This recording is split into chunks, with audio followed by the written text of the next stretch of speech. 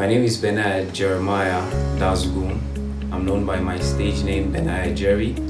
I stay in the city. I live in the city of Jos. I'm from Mango local government and I'm Magabo by tribe.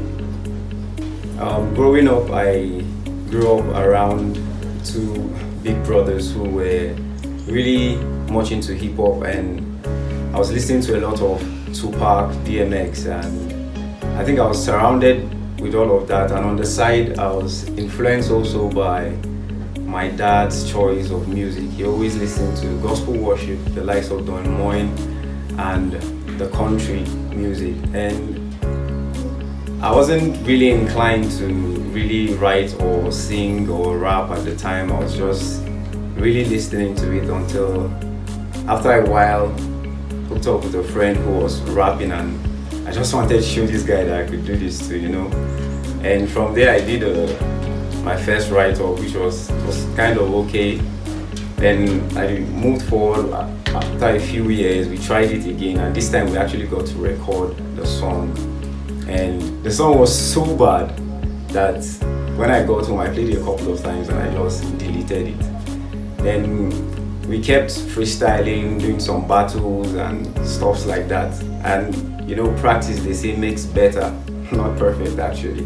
So I really improved, and along the line I became very good at it. Anyway, I freestyle, I blow people's mind. We're doing a lot of shows going around. Sometimes we just mount speakers. Back then in the hometown in Mango, we just mount speakers on Sunday evenings and have a mic and a DJ. There was stage and some other guys like that would just freestyle.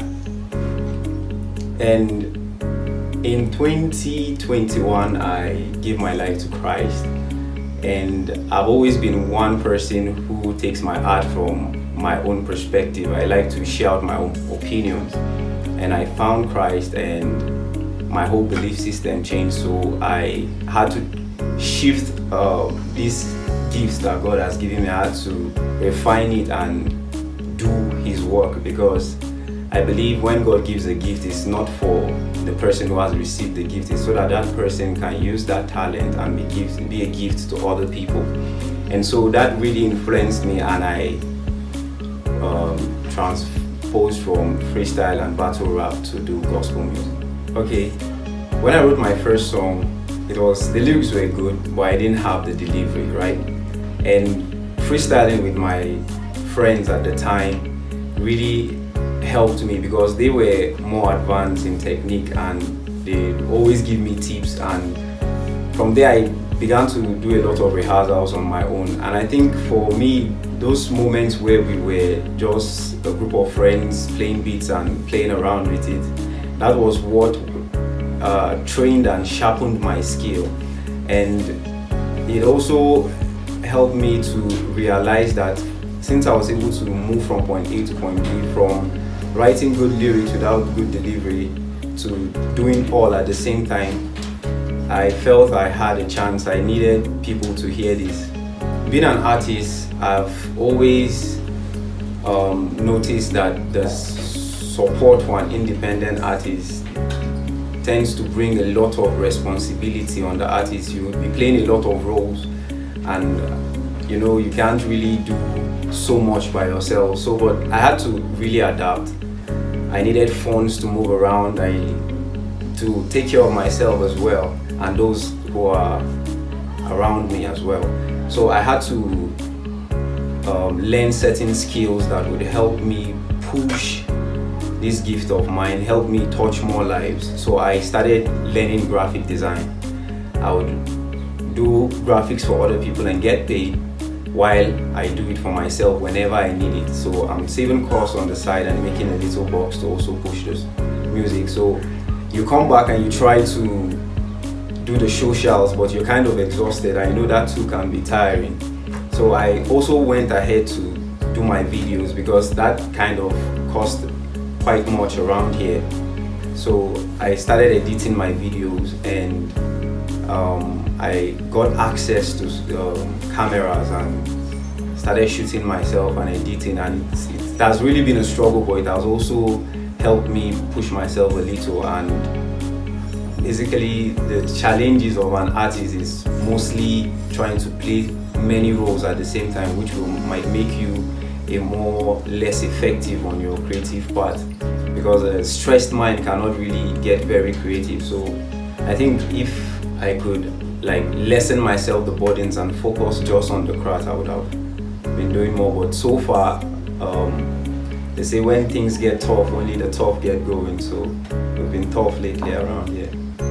All right, so there was this afternoon I was around the studio where Wake Studios is, as Madhouse, and I was like, okay, let me just holler at the boss himself, Grill Awake OBG. And when I came around, we began talking about music, and I played him a couple of demos I had, and he was like, you know what, let's do a collabo. I'll be the producer and you just do your thing. Then he said to me something very profound. At the time I was contemplating and looking, just stepping back to look at my journey as an artist, and I realized I've been sounding a kind of different to what the people can relate, the people around me. There's very people I believe and know that I'm sent to deliver my gift to and minister in psalms and songs.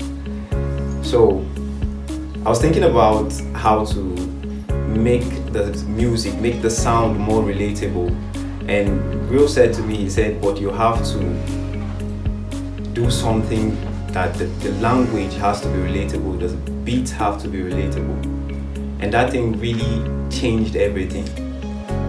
So we came to the studio and we started scouting out to do some Afro beats, and we did the first song, which was on the EP. The second song on the EP, It Did Work, but that was the first song we recorded. And for me, I've not done anything like this. Always speak straight up English, no Afro beats, just raw hip hop and a lot of English metaphors and all the technicalities of that. So I was trying to simplify the music, and that was quite hard for me. It was strenuous, but the more we progressed in recording, the more we did a lot of writing. I began to understand myself. I was not trying to sound like anybody again. I was now being me. No accents, just talk straight up. And it was a whole lot of new experience trying to find my voice again. But that's it. I think this was very profound for me, and I regret nothing about it. And the response out there too quite shows that it was the best of decisions. This lady was just 13 and she was already pregnant, so I tried one day. I just saw her and there was a lot of shoutings in the morning, you know, and as I looked at her, I didn't feel any reason to judge her. I just wanted to try and understand what she was going through. And I wrote a song at that time titled Dear Judith, which we remade, which was actually the song Will first had and was like, let's do the EP, and we remade the song. So back to the story, I wrote that song about this girl, but the names are, there's no Judith out there, right? The names are different, but it's a true story. After I wrote the song, I was really moved and reached out to help her in a couple of ways that I could. And I now realized that there were a lot of people like this young lady. So we did an outreach. We went to an orphanage home there at British American Junction. We spent some time with the kids, trying to show them some love. I know that's something you can't replace, the love of a parent, but we showed up for them, and I mean, that thing really got right to my heart. In fact, I could have shedded tears, but I mean, I always try to reach out to people, and that has been the best of experience. So now, for me, when I do music, I'm trying to share my own perspective. I know we live in a time where social media is feeding people information. And most of the times we don't filter this information really.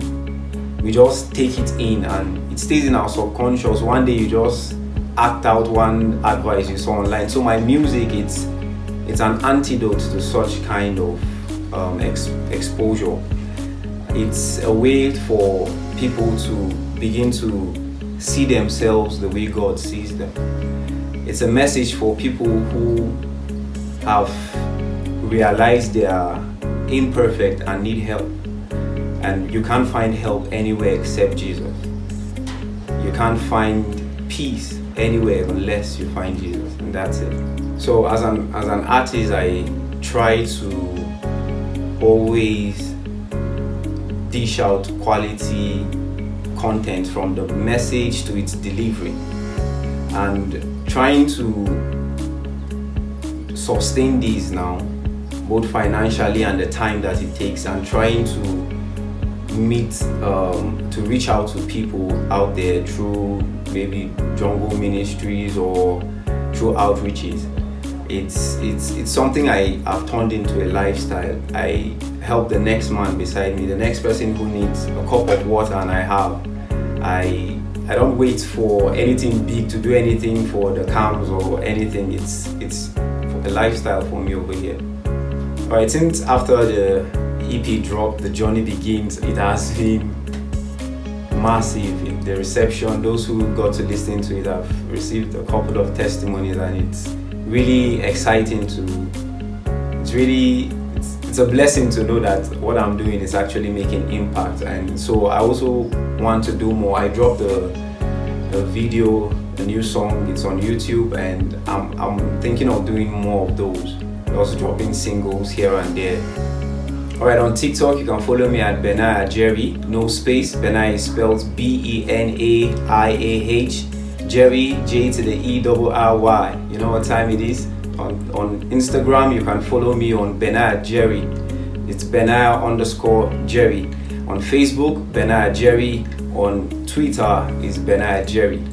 And you can find my music on all streaming platforms. Just type in Benaiah Jerry and make sure you listen to the album The Journey Begins. To every artist, every inspiring independent artist, my message to you is just keep believing in yourself, keep doing what you're doing. As long as you believe in yourself, I tell you the truth, people will rally around you, because that gift is not just meant for you, it's meant for those around you. And to my fans, I want you to stay glued to me. I got more and more music coming your way, and my message to you is always move in love. In times where things don't make sense, just act right, do it from love. Peace. And most importantly, if you're an artist, find just black.